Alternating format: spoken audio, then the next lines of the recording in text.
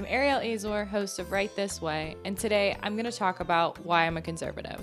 Normally I'm talking about why I'm not a feminist or why I'm not a Democrat or why I'm not this or that. But this week I asked for suggestions because there's not a lot going on in the news this week, to be honest, except fake impeachment that nobody cares about. So I asked for suggestions on Instagram, and one of my first and favorite suggestions was this because I felt like it was something I should talk about. Because as important as it is to explain why you don't agree with something, I think it's also super important to explain why you do believe what you believe and to be able to defend your beliefs. I am a registered voter. I am registered as a Republican. Today we talk a lot about being a conservative versus a liberal, and we talk a lot less about being a Democrat versus a Republican. And I think the reasoning for that is that, like, Democrats and Republicans, those are political parties. And that's not to say that conservative and liberal, aren't like a branch of those. They definitely are. But I think those have more to do with like views on morality and views on things that aren't like necessarily 100% just government related. Making this distinction doesn't really matter too much. It's not like you can't understand what somebody's saying if they use the terms differently. But when we're talking really politically, like lawmaking and things like that, and like, your senator is Republican or Democrat, I think that that's more you kind of want to stick to that, because I think being conservative and liberal is slightly different. I think being conservative, you tend to have more religious views, I would say, just in general. Obviously not 100% of the time. Nobody is gonna fall perfectly under the umbrella of conservatism. But I think in general, you're going to be more religious. That's going to be more your crowd that is really concerned about abortion laws, and their church takes them on a trip to the March for Life in DC. Things like that, I think, is more conservative than necessarily Republican. Now I want to get into why I am a conservative, specifically me, a little bit. So I think I've talked about this just a bit, but for the 2016 election, that was the first election I started watching the news. I started paying attention. I started watching the debates, all of those things. And I was really interested in it. It was really, honestly, kind of fascinating to me. I didn't know a lot about the election process in general. So I loved learning all of that. And I was kind of fascinated by these characters on TV. I think TV's not great these days. Disney Channel kind of died with Sweet Life on Deck, Hannah Montana, that sort of thing. In all honesty, TV these days isn't that good. And I was watching these debates and stuff, and maybe you totally disagree with me, think that's super weird, but that was fascinating to me. I was super interested in that. Really, these people on TV, I was so interested in what they were saying and how they interacted with each other. And, they were getting up on stage, they were doing, they were doing press, they were on camera all the time. And so I was just kind of fascinated by this. Now, my parents are definitely also conservative, and I wouldn't say they're not people who don't care about politics. They definitely do. They definitely have strong opinions, but they never talked about it as I was a kid growing up. But when I started paying attention around the 2016 election, I would watch the news with my dad, and we would watch, something stupid some Democrat said, and I was like, why, I was just asking all these questions. Why would they say that? Why would they do that? Why, that doesn't make sense. Why would they want to pass that law? Who's going to vote for that? I was asking all these questions, and he was kind of like, yeah, exactly. So I would just kind of watch and ask questions, and, my dad would kind of explain things to me. I kind of started to understand that I was a conservative, so I started to kind of understand that I was a Republican, not because of my parents. It wasn't because of that. It was because I was actually watching. I was actually understanding. I was understanding the difference between Democrats and Republicans for the first time. Because I remember when Obama was elected, I just remember it's not who my parents voted for. They didn't want him in office. They weren't wild about Romney either. But, they voted Republican because it's better than voting Democrat. And so I remember that, and I remember just kind of being like, oh, Obama won, whatever, it's not who we wanted, but who cares? And that's how most conservatives view an election when a Democrat is elected. How do most Democrats view it, you may ask? Oh, he cheated, cheater. election meddling and all of that good stuff, and this impeachment that they're still doing. And obviously, I know that's not like over the election, but it's the Democrats' response to not getting what they wanted. It's their response to, Donald Trump won. They don't know how to handle that. Like, I mean, we saw this when he was inaugurated, actually, like the day after, when he was like officially had like won the election, and Hillary conceded. There was like people crying. That was really odd. I'd be upset, but I'm not gonna cry. It's 4 years, and if the president doesn't do a good job, if it's really bad, enough people will not vote for him. He won't get elected again. So it was just sort of that, like, whatever kind of attitude. Like, oh, it's not what we wanted, but, it's not the end of the world. I think it's a common misconception, because TV these days and stuff likes to present it this way, that Republicans are old white dudes with a lot of money. I think that's definitely like stereotype of like a Republican, but in reality, it's so many different people. You see like so many rednecks. Like, I don't think any rednecks are Democrats. Like any, like cowboy boot wearing, like, flag in the back of your pickup flying. I don't think any of them are Democrats, but they live a very different lifestyle from wealthy white dudes. Not that different though. Here's the common factor. Both of them work for what they have. They work hard. They do, like a redneck sort of person. And I know I just said, like, don't listen to the stereotype, but we're going to do that real quick here.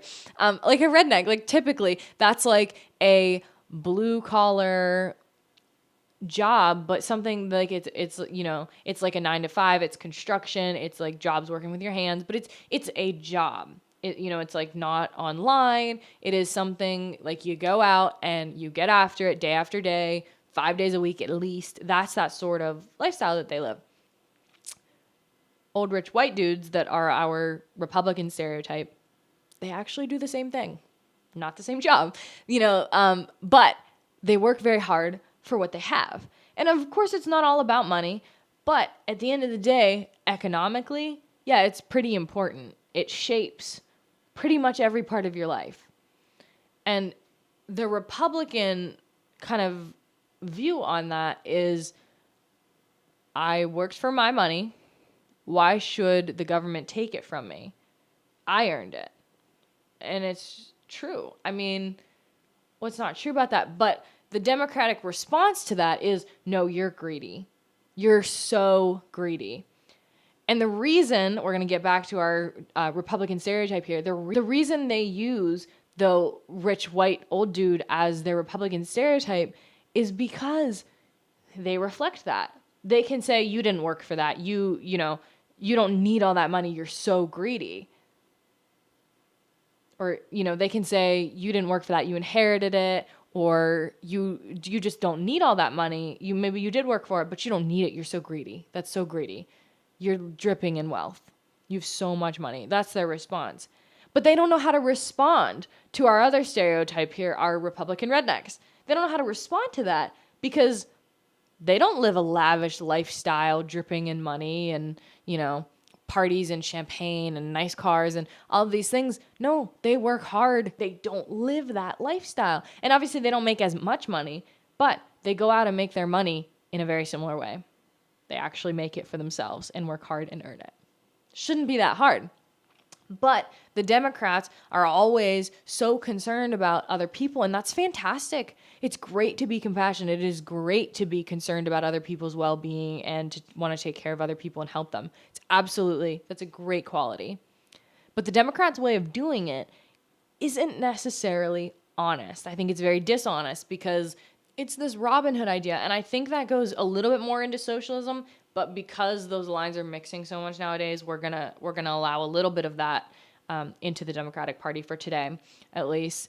They do. They just want to do this Robin Hood thing, and they want to say, you're rich, you don't deserve that. Look at this rich person, hate them, and take their money. Because that's what they have to do. They have to make you not like rich people. They have to make you say, this person is a bad person because he's greedy. Well, he's not greedy.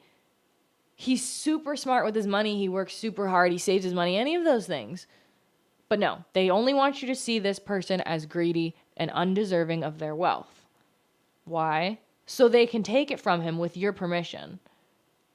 So eventually they can also take it from you with your permission. You know, it doesn't start there, but of course that's the goal. Because I think a lot of them don't understand the difference between being kind and helping people and handouts, enabling. That's the point, is it's this dependency, and the Democrats want you to be dependent on the government. That's the whole idea of it. That is the whole very basic idea of the Democratic Party. You depend on the government, we will take care of you, so we are in control. And it's a very bad thing. Private sector does it a lot better. Why do you think the military hires so many private contractors? Because people can do it better, and they want the job done better, correctly. I'm a Republican because I believe in hard work. I believe the money you make from your job, from, you know, whatever it is, however you make that money, gambling, honestly, if you're like just really good at some game and you can make a lot of money doing that, whatever. However you make your money, that's your money to spend. It's your money to save. It's your money to donate. It's yours. I'm a Republican because I believe in conservative Christian values. I love this country. And that sounds so silly and cliche and whatever, and redneck maybe if you've seen all my flags, all my red, white, and blue. But I love this country. I am so blessed to be here. I am so happy I was born in this country. I want to see this country. I want to see the American people thrive. It's less about like party lines and things like that. I think it's so much about core values. And I think if you understand hard work and you understand, you know, what that means, how that comes about, how to save your money and how to make good decisions with it, things like that, I think that's so important when it comes to understanding what your idea of a good economic policy is. If you don't understand the economy and you watch a debate between a Democratic candidate and a Republican candidate and they're talking about the economy, you're just going to believe whichever one sounds better. Of course, you have to have a general understanding of these things to actually be able to look at the facts and decide what you agree with. For example, if you don't know how the economy works and you're watching a debate and the Democratic candidate says we should just raise minimum wage to $17 an hour because nobody can live on this minimum wage. It's ridiculous. Families can't live on this. It's just ridiculous. And if you don't know what you're talking about, you think, oh, that really makes sense. Why shouldn't we give people more money if they can't even raise a family? That's awful. We have to give this to them. They are working hard. They do have a job. We should make sure they can provide for their family with it. But if you understand how the economy works and how life works, you understand that minimum wage jobs are not meant to support a family. There's plenty of jobs out there that are meant to support a family, that husbands can work and their wives can stay at home and not have a job at all. There's jobs that, sometimes people work 2, 3, 4 jobs so they can support their family because that's the only job they can get. The economy right now, we're not struggling. Unemployment, all-time low. So you can't tell me you can't find a job. It's this thing that if you don't actually understand what you're talking about, you're just going to agree with these things the Democrats say. They sound promising. They sound great and kind and helpful and generous. And they sound like all of these things. But at the end of the day, they just don't make sense. Democrats don't make any sense. They're full of empty promises and I think they're really greedy. Democrats are always trying to grab your money. And I know somebody's probably sitting there watching this saying, why are you so concerned about money? Maybe you're the greedy one. But I could have all the money in the world or no money. But as much as I have, I want to be mine. I want to choose what to do with that because I don't want the government to pay for people to transition from man to woman with my money that I earned. I don't want that money to go there. I want my money to go to homeless veterans. I want my money to go to children who have disabilities. I want my money to go to a good place, what I deem a good place. Let me choose. That's not for the government to decide. So at the end of the day, I'm a Republican because I have strong Christian values, strong work ethic. I understand how the economy works, and I really care about this country. I love America. I want to see it thrive, flourish. I want to see good things happen in this country and for the American people. If you enjoyed this episode, you can give me a thumbs up on YouTube. You can leave a review on Apple Podcasts, and you can also check out my Instagram at right.this.way.